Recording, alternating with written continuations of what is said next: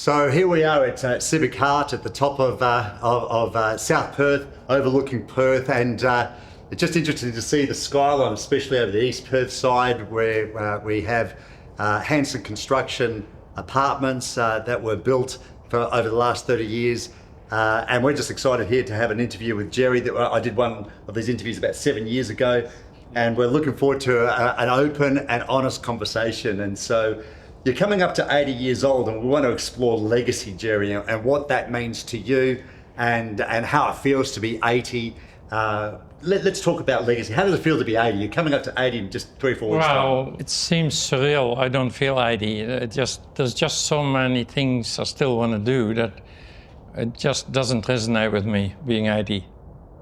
Okay, so like emotionally, mentally, just in your heart, what do you mean by that? Mentally, probably physically, I can't do some of the things I wish I could do. But mentally, no, it's still pretty good. You have some unusual sayings, but one of your sayings is you're not even out of nappies until you're 60. And now you're 80, so you're about 20 years old in life, it seems, in terms of wisdom. What does that mean to you? I think, I think I've probably come to a point that I'm really happy what I'm doing. I reckon the company is probably as good as it ever gets. It's still very challenging. The complacency of people stay a challenge, bureaucracy stays a challenge, etc. But you become a lot more philosophical, that you don't worry too much about anymore when things go wrong, because it'll adjust itself, become more patient. But you still got clear goals to achieve.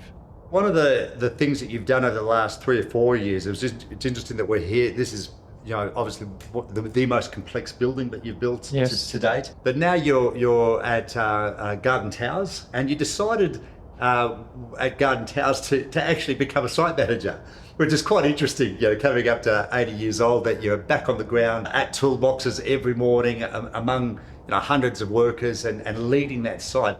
How different does it feel being a site manager at 80 from when you first started? It really feels very good to be part of the people again and dealing with individual people. And the lesson I learned really is before Len Buckledge passed away at 77, I had a very long conversation with him. And so Len Buckledge, who's Len Buckledge of BGC Group. And he says, after making 2.8 billion, he says he wasn't happy. He really felt he was monetary-wise successful, but he hadn't been able to pass his legacy on.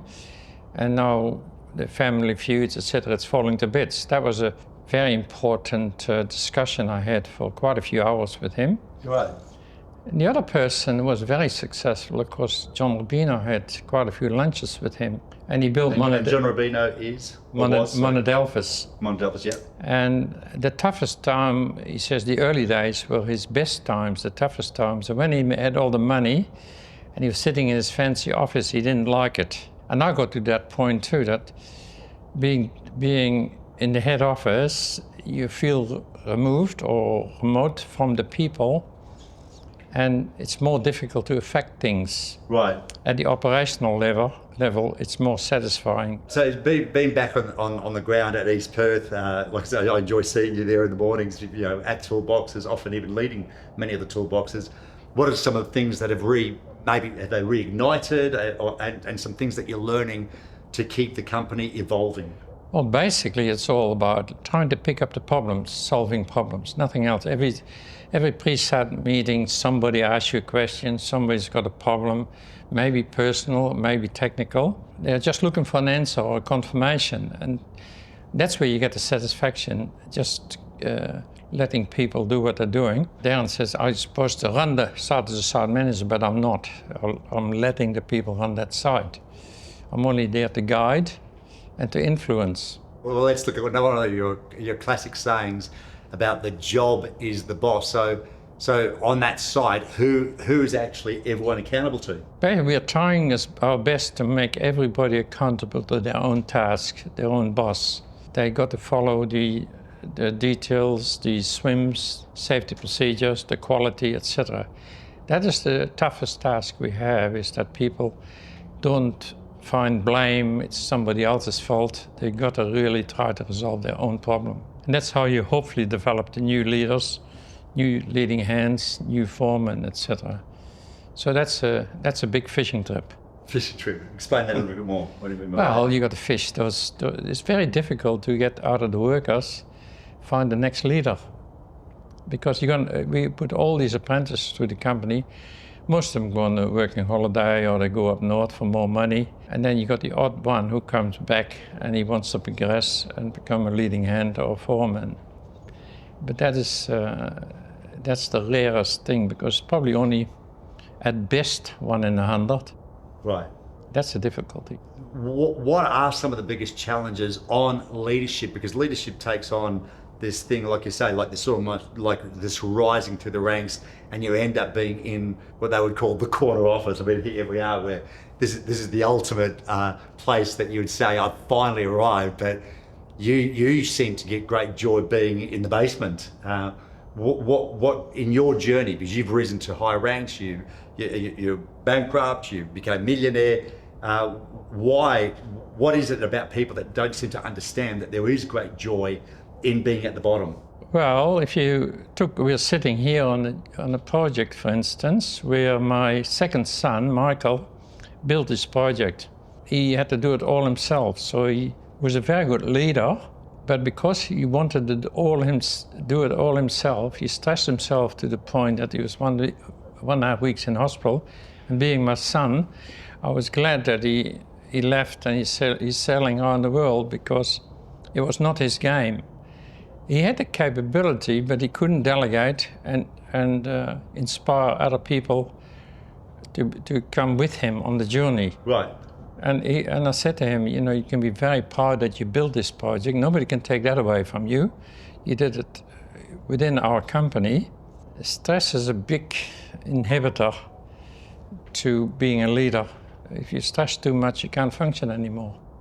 Tell me a time, or can you go back, recall the worst stress factor that you had? How old would you have been? The worst sort of stress, like that? Oh, that was, well, I left Jennings and then I went into tiling business, sealing business, marble and granite. I did works for Multiplex, Consolidated Construction, all these companies. And stress got into it when people were no longer paying you on time.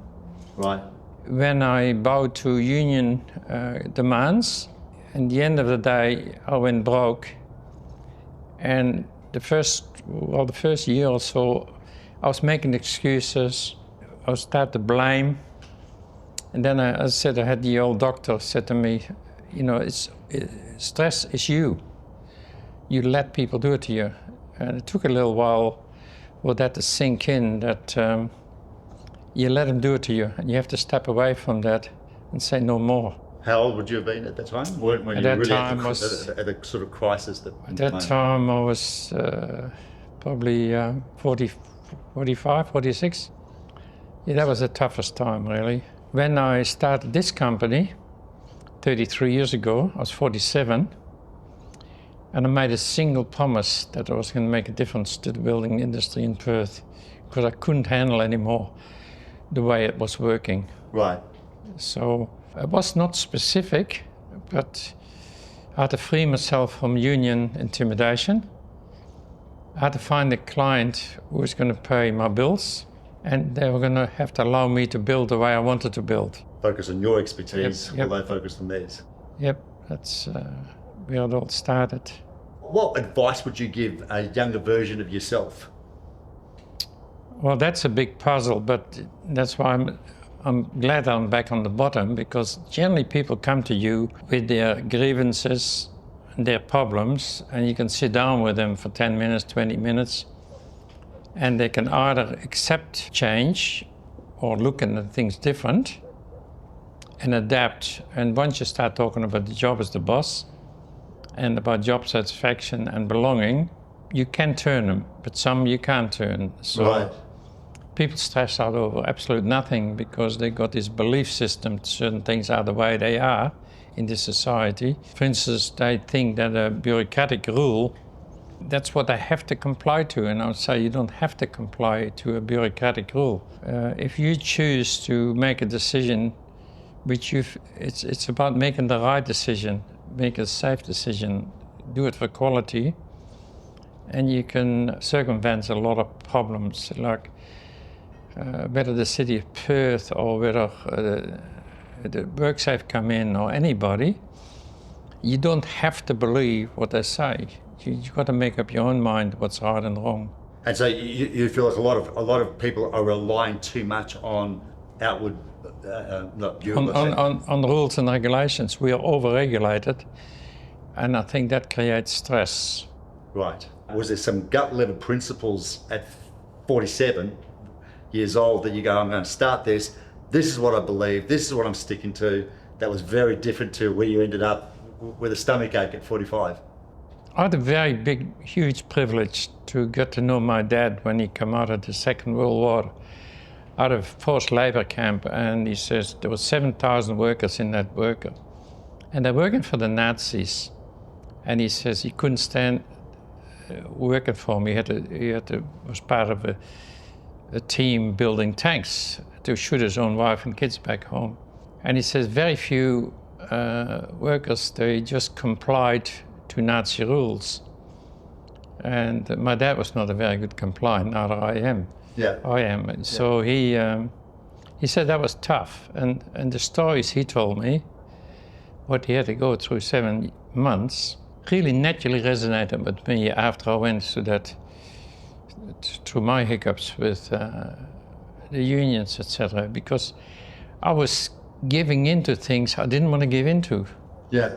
And you felt, because you had partners and you were responsible for other people's salaries, you felt that you're obliged to comply, but you don't have to. Don't have to. It's very liberating. So there's a huge price you have to pay to truly be liberated. Yeah, exactly. Which is beyond just making money. Yep. So let's go back. Let's move forward. We're going into legacy now. Now you're 80 years old, but you're hoping to hand over something that is lasting. What is it that you're hoping to leave behind? What does your legacy mean to you? Well, it's really sticking by core principles. I believe that the company can continue on its principles, inspired by the architect or engineers or my client, or they want to influence you a certain way. You've got to stick to your guns. Can you give me, what do you mean by principles? What's the difference between principles and being obstinate? Well, you take a project on like this, all right, and it goes over budget.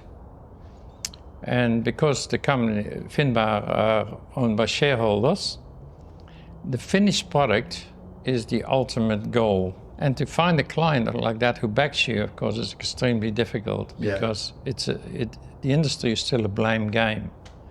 But in yourself, you've got to be strong enough to believe that you're going to get through, no matter what. So going back to the basics, you're being on the ground. What are some of the things that you're starting to say? Complacency is one of the things that you've been saying. I'm always addressing complacency. I'm always addressing. Well, that's inherent in people. That once they got a job and they feel secure, they let go and they become complacent, or they become entitled. That's probably the biggest enemy in-house. You get that entitlement. And then the blame game starts, but I didn't do that, no, I didn't do this, and I'm entitled to that. That stays an enemy in the company forever. And I think that Darren has got a big job ahead of himself to stop that happening. Did you grow up with any sense of entitlement? I know your father, survived, terrible labour camps. Your mother seemed to be the business brains. Your mother seemed to be the emotional person, the heart. What's the difference between your mum and dad? I've never had a sense of entitlement. I think I see the company. I've got a huge privilege to have 700 people at the moment and make a difference to people's lives. I think that drives me more than money. Money has never really driven me. Right. And in fact, when I was broke, I regained my freedom.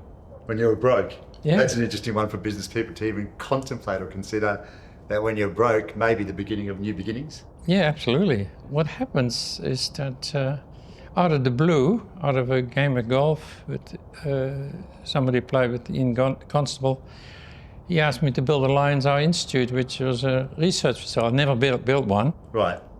But because of my experience in Jennings as construction manager and having been screwed around by other builders, I know that my system was 20% cheaper, and I built the institute successfully. And Ian was so desperate to do that job because he couldn't get a builder to build it for the price. Right.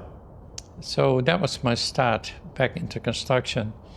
From that, of course, I met John Chan, and a letter by Ian Constable that I performed that job and saved them 20% got me started with Finbar, and never really looked back because the principle stays the same. If people do the right thing and they do their best, it'll produce the most economical product. And I like what you keep saying. You keep saying it's the right thing, it's the right thing. And you've got 700 people working on your sites at various levels, from sweeping floors to design and all sorts of engineers and that. So each person, how do they figure out what the right thing is for them to do? Oh, I think each person individually learns that progressively. And the people who are more ambitious, they leave for another company, that's fine. They get bigger pay, whatever, that's fine. It's a free world. But we seem to develop a group of people who are staying with us. They want to belong, right. They want purpose, and they want to do the right thing. So I think overall, our people, the majority are on our side, and it proves when the union tackled us at the moment, they can't get in the door anymore because the people are standing behind me. Yeah. They're the picket line to hold the unions out. Yeah. That's power of people. And it's very philosophical because, like you say, people, they've got to figure out what's right for them and they can move on. They got to choose, be part of them or be part of us. So we're going to, I think what I want to do is I want to introduce the third party here, Darren Linton. Darren Linton has been with you since he was a teenager. Teenager, yep. Since he was a teenager, he's just clocked 40 years old, so he's half your age. I think it'd be great to have him on board, and just interesting to see his perspective on the pressures and what he feels. And let's see what Lagacy looks like. Hey Darren, how are you? Not too bad. I appreciate you being a part of this conversation, and I've known you for quite a while, and it's just interesting to see you developing, and it's an interesting choice that Gerry has made. You see, your personalities are so different, and that could be a good thing, or it could be something different. But why, Gerry, did you choose Darren to take on this new role of managing director, and hopefully the transition of Lagacy? One of the privileges I had, I got 3 sons and 2 stepsons, and they're all very good in their own way, and they're all gone individually their own way. But characteristically, right from when Darren was 15, when I met him, he had certain attributes which I liked. He wanted to learn, he had empathy, he wanted to learn, he's eager to learn anything there is to learn, whereas the other ones soon learned to know everything, and there was an entitlement with most of them. I think even now at 40, I think he still sees there is a lot of future ahead and a lot of challenges. So unless you live on challenge and making a difference, and he proved that really categorically on a project I did, which is as tall as this one is on Concerto. I've asked him to be the site administrator, and the influence he had on that site, even though we had Denby as a site manager, the influence he had on that site was dramatic. Right. Without him actually realizing, I just observed. And that's why I made up my mind that he's going to be the future leader or managing director, even though I didn't tell him at the time. Right. Well, how do you recall that, Darren? And what's your view on why Gerry picked you? I was very ambitious at that time. When I joined the team, it was just a big hole in the city, 6 stories deep. And I didn't see the job as a big thing that we needed to do. I just kind of took on whatever the challenge was at the time. But you had already been 16 years in the company at that stage?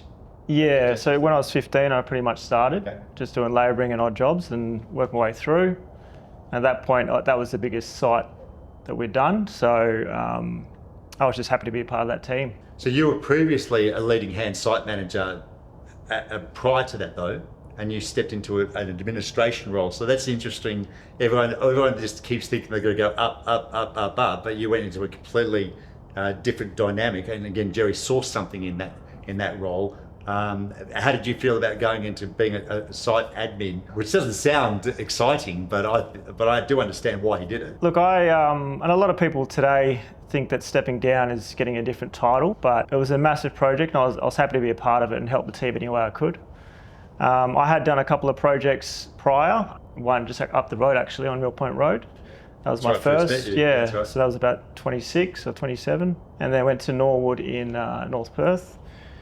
And learned a lot from those two projects alone, and obviously brought all that skill and knowledge, especially about people, because that's probably the hardest thing, is to deal with people, and brought that to Concerto. So when you say dealing with people, how do you think you deal with people different to Gerry?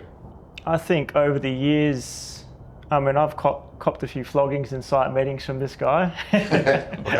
What do you mean by floggings? What does that look like to you? Well, if you're not doing the correct thing or the correct process, or things are falling behind, or you just can't see things because you're clouded on your vision. Based on his experience, he obviously knows what to do and what we need to do. And a lot of the time I thought, geez, I'm doing something wrong here. There's an issue, but then you change your mind frame and you use it as a bit of an inspiration, and you try and go, okay, how can we be better? What do we need to do to get this job over the line? So back in the day, I used to go off in some of the meetings, but it's a bit more philosophical now. And do you think he's more philosophical today because he is surrounded by people that do get it? I think he's more in tune with life and being a human being. It's probably a question you got to ask him. Yeah, but as an observer, because I will ask him that. I think he's been through it all. He knows that mistakes aren't a sin. We can definitely learn from them. He's probably seen every mistake you can see in construction.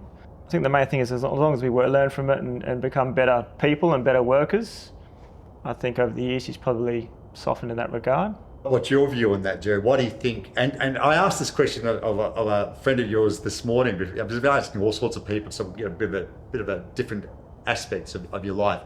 I asked someone, Gerry just seems softer. He goes, oh, I don't think he's softer. And I was trying to get the right word. And I wouldn't say that you're softer, but you're definitely more philosophical. You and I, we've had a couple of interesting conversations when we first met. I think it was, stubborn head versus stubborn, and it was good because I actually got to see the real you. What do you think that's? I think it's got a little bit to do with my personal life. My first wife, I married her when she was 19. At 29, she contracted cancer. And lived with that for 20 years, had to put up with that, and did all sorts of things to pay for alternative medicine, etc. And adopted a daughter called Mimi 40 odd years ago. When she was in hospital, I did some bold things just to give her positivity, but she still passed away at 49.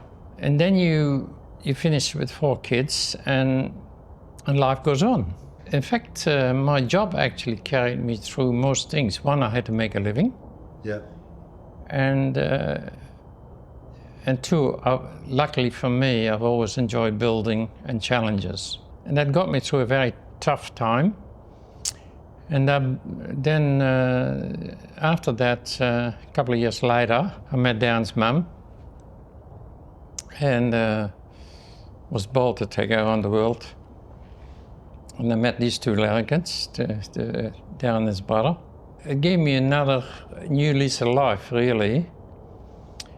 And they became a challenge of gluing them together as one family. My 3 boys and Darren, they were my best men at my wedding. And then you come across a few years, about 6-7 years ago, my wife got breast cancer, and I said, here we go again. You make it look easy, but at the same time, it is a real challenge. It is a challenge, huge challenge. So explain that a little bit more. It's a very difficult one to stay positive. And I also know that for the Because when you got the kids, it gives you purpose and you got to get through it one way or the other. And the further you go in life, the more that matters. Letting each one of the kids live their own life, that's a big, huge challenge. Right. That's why choosing Darren out of 5 boys is an extremely difficult thing to do. But I was quite definite about that, to measure unbiased on values and principles, because they're not all the same. You're right. They can be. I think all the decisions I've made, I tried to make the best one for the situation. No different, I tried to pick the best foreman for the job, or the best leading hand, Right. etc. So continually, I mentor myself really of doing the right thing, no matter whether I go to manager or whatever else. I know I work 100 hours, or think 100 hours a week Right. about things, because I'm fascinated by the complexity of what we're doing with 700 people, and knowing that we got with Finbar $1.6 billion of work ahead of us. It's quite mind-boggling, but it also excites me, Yeah. Right. even at my age. That's why I said it doesn't. I mean, Boxer is a classic. He's 87, and every morning when I see him, he's just an inspiration, doing his simple job of doing hardware, doing the signage, training apprentices, and worked with him 50 years. And he's still the same. He's as big an inspiration in our company than anybody. Yeah, it's great. On his level. It's a weird combination of many things. It's not just business, not just building. I just love building. Yeah, that's your expertise. You know, so it's yes. So where do you see Darren? Where do you think Darren's strengths are, and where do you think his weaknesses are? Well, I think just time and experience will get him there. I've been following AI now for 6 years, sort of on the weekend on YouTube and various things. The industry, with all the bureaucratic regulations, the BCA, all the things, you have to work safe, etc., is too complex. And I think AI is going to be a huge assistant to many people in the company when you can dial in, what do I do here? The quicker we can empower the new person, whether it's an apprentice, etc., the better. The other day was a classic example. We got a guy, he just got a visa, he came out of Ukraine. So what are we going to do with this guy? And the 2 left hands, couldn't do anything. So the City of Perth complained, and we're going to do some paving. Within 2 days, he was laying this paving perfect. And he says, Sasha, how did you come to do it like this? Oh, he says, I dialed in on ChatGPT. Oh, the latest papers, he's doing perfect. So, you know, there is so much opportunity sharing knowledge, what's in the company. The amount of knowledge in our company is enormous, and nobody can actually comprehend it. So yeah, that's where I see the future for everybody to be able to dial in. You got a new girl coming out of school, you know, wants to be an admin. She wants to dial in all the questions. Most questions can be answered if we create our own AI website, which we're in the process of doing. What do you see, Darren? How do you see what Gerry's talking about? Because Gerry is often looking at stuff in the distant future. That's what you'd expect of a founder, and he's very visionary by nature. Oh, you need to have some vision, and I think that's what Gerry's good for. It might be an idea like AI and implementing that in the company eventually, but there'll be steps to get there and to make it practical for our building sites or our company. So you always need a starting point, and you just work your way towards that. How do you deal with the challenges of Gerry being 40 years ahead of you? And Gerry, you know, there's a beautiful patience between the two of you. How do you deal with the challenges? You don't know what you don't know. What are your challenges with Gerry? Because I know you have challenges, and it's a good thing. Oh, we have a few ding dongs, we call it, but it's all respectful. Like obviously Gerry's career, you know, 60 years in construction, probably more. So he hasn't done that lightly. He's obviously done that through experience and through his career and what he's done with his work. So I have to always respect that. He's got decisions that he's always stuck on or he wants to do, but if anything, I need to add to that and make it better and kind of do the best for the company. I might have some ideas to throw at him and vice versa, and we try and do the best for the job, and that's where the philosophy of job as the boss comes in. We're always trying to do the best for the job or the project and also the company.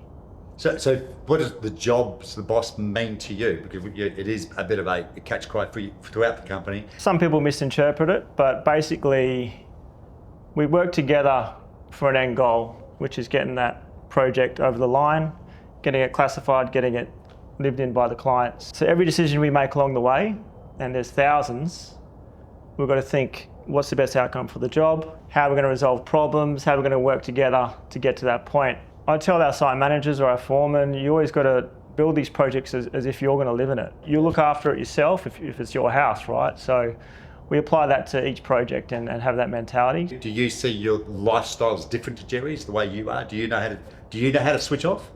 Yeah, I know how to switch off. Normally, if I leave the gate or leave a site, I can switch off, but obviously I get calls all time of the day, but I've learned to set my boundaries where I didn't before, and that's important. I tell that to the site managers as well. We've got to set your boundaries, keep things to working hours as much as possible. Obviously, you're going to get the odd phone calls which you need to deal with. I'm my own person.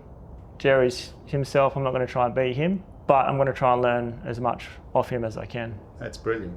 And what about you Gerry? What are the things that I like what you're saying about AI. What about other stuff that takes the pressure? Darren has not founded the company. I think that's always the biggest challenge of Lagacy is the founder letting go. What do you think about that dynamic, letting go? One of my strengths is that I naturally, if I've got a problem, I can put it aside, I can sit on it. The more it aggravates me, the more I switch it off for a little while. I read a book once, The Power of the Subconscious Mind, and it's a guarantee I can trust my subconscious that in one night or 5 nights later at 2 o'clock in the morning it tells me what to do. Right. Never fails to me. And the more I get aggravated, the more that subconscious works. Right. And I rely on it. That's why I don't get stressed. I know the answer comes. I say people fall out of the sky for me. Problems resolved if you got patience. And that's an inner thing which I build on. It took a long time to be fully aware of that, right, and to trust it. Because you get in the daytime, get influenced by the client or by an architect or by a consultant or by a bureaucrat. And the first reaction, you think, oh, I should comply. And I said, nah, don't bother. I said, I'll deal with this in time. And that's that's why nobody sees me stressed. Because I rely on that heavily. And so I'd like to have a look at that, because I think that's a great attribute that a lot of potential leaders or founders or people starting to come. This is what this is about. It's about legacy.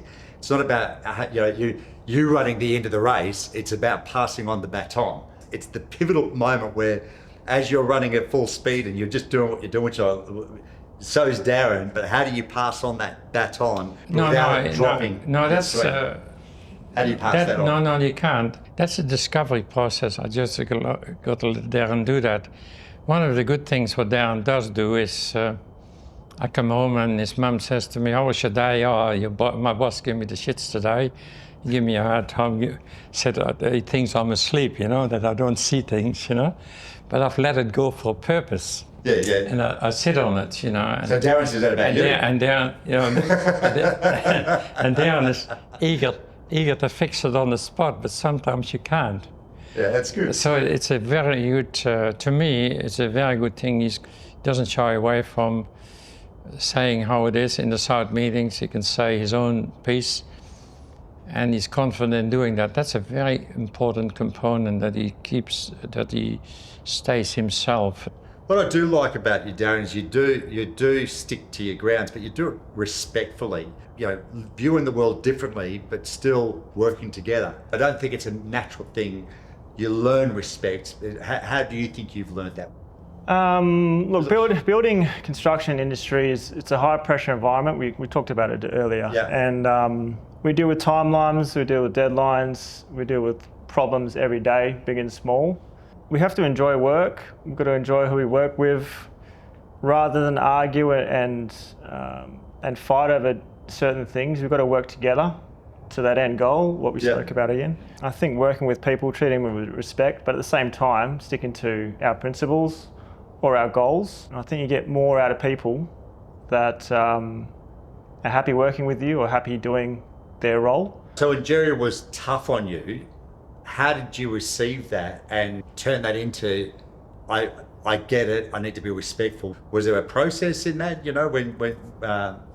where did you learn that? Was it from the Tyler? Was it Steve? Was it from another mentor?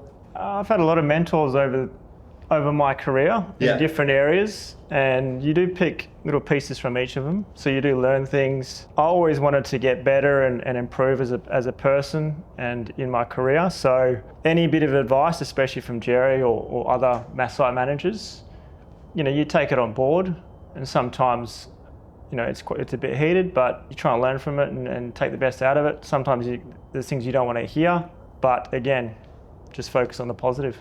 Have you ever been tempted to go, mate, Gerry doesn't have a clue what I'm about, I'm out of here? I'm sure there's a few times of that. But look, overall, he's obviously done what he's done, and yes, up to 70 buildings now across Perth, so he's almost a genius when it comes to building. So what do you hope to take out of this journey? You're 40 years old. What do you hope to achieve 50 and 60, 70, 80 as you develop in your skills as a builder, but even as a person, as a leader? Because I know in your heart you really do want to make a difference in other people's lives, and you try to lift people up in their own capacity. What do you hope to achieve? Even in my role now, there's still a lot that I don't know, and I try to lean towards them more so I can understand that and pick that up in my arsenal. So look, he's got 40 years on me, as you say, so I'm in no rush. I'm happy to learn and just keep getting better each year. The main goal for me is to try and progress the company in a better way, even if we just improve it each day, each week, each year. You've grown in your own right, but now Darren's in a culture where there are people rising with him. How does he excel? Because you're not creating a company of, it's not structured this way. It's a very lateral company. I was very pleased about 12 months ago or so that Darren made a comment to somebody, leadership is a lonely game, really, because you're really dealing with yourself, and you got to be brutally honest, and that resonates with me to a T, because you have to be brutally honest to yourself to learn to live with yourself. Right. Yeah. Because once you compromise, you actually lose your soul. You lose your strength. You start to please things that don't sit right with you, and that's what creates stress. It doesn't mean that I don't have friends. It doesn't mean I don't have. The only problem I got is at my age, a lot of friends have died. Yes, they do. Yeah, so it gets lonely. Yeah. That is sad, but. I have a thing where I like saying, as you grow as a leader, is separate yourself from the sheep. There's no disrespect. Sheep need direction, and become a sheepdog. Don't become the shepherd. You're not. Just be even a sheepdog. Be a different beast, but steer the sheep in a particular direction. Yeah. And that whole separation from the sheep is very difficult. That separation, and so growing in a company that you have a lot of similar ages and people that in their own right and you're leading that, you're directing that sort of stuff. Did you ever go through that in Jennings back in the day? Or I've always been a loner in that sense that I didn't take much notice what people said.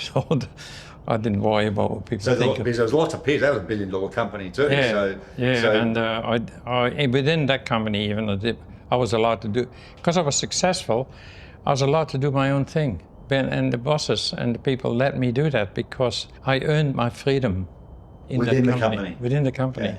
And that's the challenge I'm asking you. How do you feel separating yourself from the sheep to lead the sheep, and again, in a respectful way?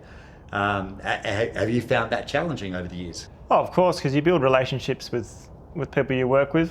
It's been a challenge, but I always just focus on myself, and I probably have crossed the line in the past where you be a bit matey with certain people, but there's work, and then there's your private life as well. Have you found it lonely? More recently than before, being in a director position, obviously, like you mentioned before, he wants to be connected with the people. I had the most fun being a site manager on site. Right.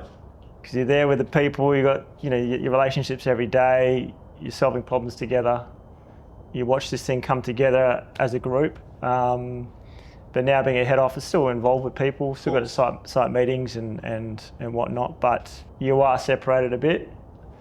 But every job he asked me to do, I just say yes, and I take it on with both hands. So how are you motivating yourself to stay in tune? Oh, it's always a challenge. Try to set some goals, just see what we're doing well for the past year, for example, what we're doing, what we can improve for the next year.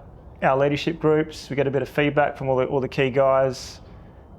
Some we listen to, some we take on board. But yeah, I guess it's being in touch with everyone around me. I've known you for many years, Gerry, and I like the fact that you're supposed to send in, this is how much this job's going to cost, and I've just enjoyed you, like sending it to Finbar in a text, and it's this thing of a bit like ChatGPT. How much does this building cost? And you just go, it's going to cost that much, and you're pretty well come close to the mark. But I also noticed you, Darren, you're approaching it again based on experience. Where you're going in deep and investigating and then challenging Gerry. You've got the courage to challenge Gerry on certain things. Where's that coming from?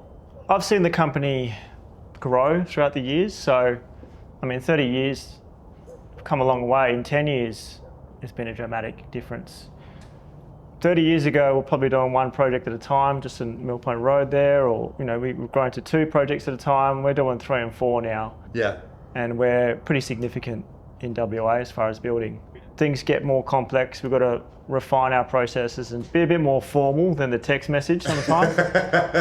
So that's what I'm about. We still have that approach where we can make decisions quickly, but formalise it a bit. I think we hold each other accountable, but we also challenge each other. You say, iron sharpens iron when you have a few ding-dongs here and there. But as long as your goal aligns and you try and do the right thing at all times, I think we're both on the same path anyway. What's your biggest crisis for yourself, Darren? Biggest crisis? I wouldn't say it's crisis. It's just a daily challenge is people, dealing with people every day, especially with the building industry as it's evolving. There's more regulations coming on board, there's more challenges, a lot of more boxes to tick, so it does make it a bit harder. 10 years ago is a lot easier, but they say that every 10 years. So we are dealing with different challenges, but it's just how we adapt without losing our efficiency. Right. And what about yourself, Gerry? What do you think the biggest challenges are? You're 80, God willing you live to 100. What do you think the next 10 years be a challenge for you personally, physically, mentally, emotionally? Mentally, I think is the number one issue is to support and to develop people. I think that stays a challenge because I've seen so many companies, like my first company, Jennings, Australia's biggest company, bad leadership, sunk it. BGC the same. I think that is the legacy. I think the fundamentals of our company are as good as they get. Right. And I think they're going to be, in principle, they should be easy to follow. And wherever it takes us, our limitation is developing new tradespeople. In Western Australia, we're going to be short of tradespeople for a long time. And if I said to my client, if you push us too far, you're going to sink the ship. Yeah. Because we can't get enough tilers or plumbers or people like that. So as management, we got to just balance that. The sales are very easy at the moment, so it's easy to sink the ship and overload it. Right. And that's our balance, really. It almost seems the balance of Hanssen ever since I've seen you guys is that you're very good at training. Even though you're using outside people, you're constantly using people that are experienced. But one of your, I would say, making a difference one of the best components of making a difference is your constant passion to train. We even work with high school kids or ex-prisoners or people that have come from overseas, migrants that are just, they'll do anything. And while others see that as, you're taking advantage of vulnerable, I see that as a real strength of your company, that you're almost creating opportunity for the industry, but it keeps the company balanced because you're always desiring to train. I think, in this industry, like Gerry says, we need new people, new tradies, and it's not happening. I think if anything, it's going downhill. Maybe the young people are choosing different careers to go in, but we've always seen it that we have to do something about it. We've got to sustain ourselves. So I think it's definitely something that we need to acknowledge, and we're doing, I believe. Yeah, it is a tough industry, and people build these things, and we need them. So there's one area that I think AI cannot achieve is they won't be able to build the building. What do you think? No, I can't. That is the challenge of the industry. The buildings, doesn't matter, worldwide is the same problem. The tradespeople and the people have to install windows or do tiling or whatever else. It is a manual job. They can buy the products made by robots, but they can't install them. So it stays a manual job. Because architects want to build different buildings, they want to look different. That's why the industry is interesting and stays challenging. What I do like about what you mentioned about Boxer. Now, Boxer is Brian, who is 87 years old and has been with you 50 years. 50 years. And the fact that and I say you look up to him because he's just one of those sorts of characters. He's such a sprightly person, still at 87 years old, was on the news lately, 75 years and Perth's oldest carpenter. What lesson have you learnt from Boxer?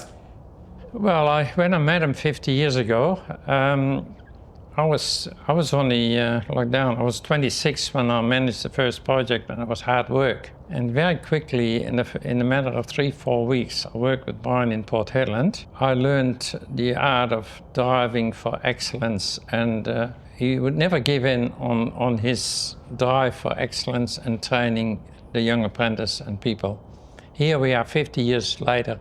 He is absolutely no different. He's happy every day when he comes to work because he's driven by, he gets satisfaction out of training the people. He doesn't like the fire doors which are not correct. He does the signage. He looks after the door locks, and he's just got his niche where he is really happy and satisfied in his job. He gets true job satisfaction and he belongs. Yeah. And the more that you see that in certain people, like even Ken the Tylers, he drives for excellence and he belongs to a team of people. You got the ceiling fixer in Steve Camp, same thing. He wants to do the right thing. Yeah.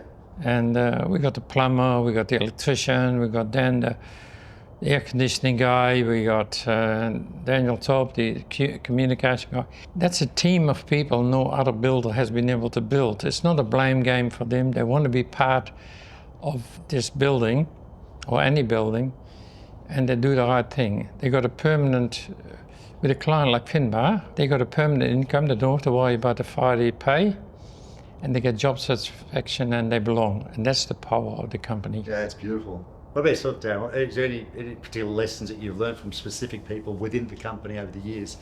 There's been thousands, but Box is probably one of the guys I worked with first when I was 15. He taught me a lot about being methodical, doing things right the first time. So you pick them up and you learn that, you keep that with you, then you go to your next person. So Steve Morley, the late Steve Morley, was a tiling boss, and he taught me about morals and doing the right thing no matter what, quality, making sure you do the job 100%. Bonnie.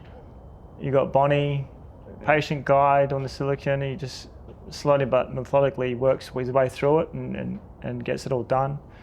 So there's been a lot of guys and girls I've learned from over the years, but even today you can learn a lot from a labourer or from a carpenter or apprentice. They might come up with a new idea, which we might apply that to our standard details, and that becomes the standard. So you just got to listen. You got to be you got to allow people to speak up and just hear what they have to say.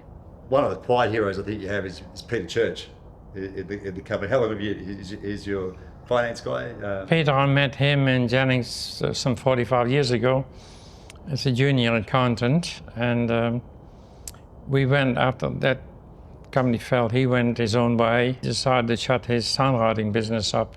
We caught up again, and I made him a site administrator back in about 2000. He's such a good financial controller because he's been on site, understands site. He's not just a bookkeeper.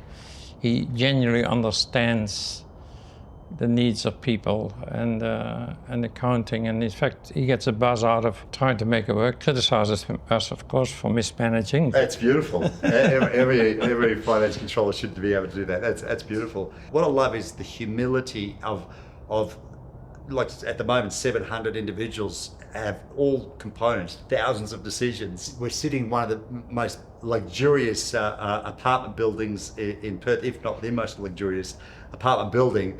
And yet it's all built by humble men and women that just want to have their own life. But somehow Hanssen's been able to provide that. Any final words? Because that's what I love about the company. It's just beautiful, humble people, minding their own business, but actually making a huge difference to the construction industry by just working together. A final question for Gerry. Yeah. What would your advice be to 40-year-old Gerry? No, I think just keep traveling your path. I think you'll be fine. Not me, 40-year-old Gerry. Oh, sorry. I just hope that I can enjoy it as long as I can, because I think, but it's such a challenging industry. If we didn't have the work, we couldn't make a difference to people's lives and to create people's job satisfaction or create that sense of belonging, which in the industry is probably badly lacking. You know, you only survive one job and then you got to tender another and you don't know where you're going to be. To have a client like Finbar, which gives us continuity of work because of our competitiveness, it's not by accident, I think it's a huge privilege. And on a final note, I thought out of respect, I sent out questions to a bunch of old business associates, friends, and I particularly like one of the questions from probably another builder. He says, ask Gerry, what's next? What's next? You're 80 years old, and what's next in your life? No, doing what I'm doing, and still hopefully I can travel, which I'm going to do next month.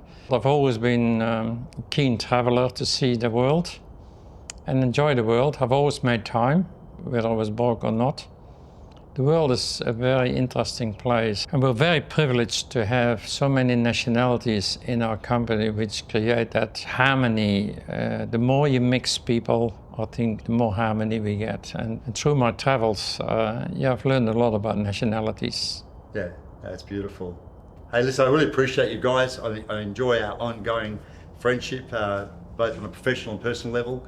I look forward to seeing you in 20 years' time and you in 20 years' time. I'll be 80, 82. Hopefully I can do another interview. Thank you very much. Thank you. Thank you.